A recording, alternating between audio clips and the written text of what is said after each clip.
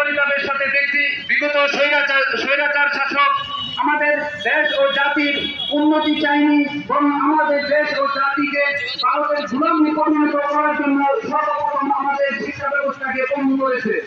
তাই বর্তমান অন্তর্বর্তীকালীন সরকারের কাছে আবেদন থাকবে আমাদের এমন একটি শিক্ষা ব্যবস্থা প্রণয়ন করা হোক যার মাধ্যমে দেশ ও জাতির উন্নতি হবে। এইভাবে আমার সংক্ষিপ্ত বক্তব্য এখানে শেষ করছি। আসসালামু আলাইকুম ওয়া রাহমাতুল্লাহ।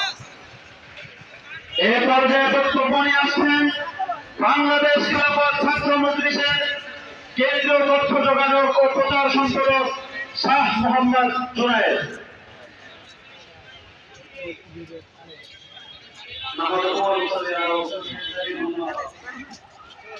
শিক্ষা সমাবেশের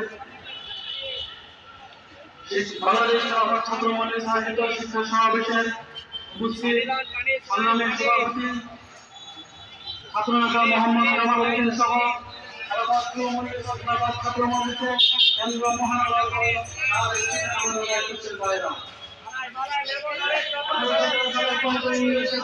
শিক্ষা ব্যবস্থা এদেশের মানুষের জন্য ছিল না।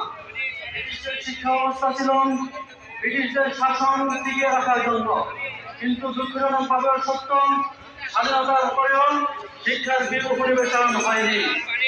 দীর্ঘ সংগ্রামের পর ব্রিটিশদের থেকে স্বাধীনতা অর্জন করার পরেও একটি স্বাধীন সার্বজনীন শিক্ষা ব্যবস্থার অভাবে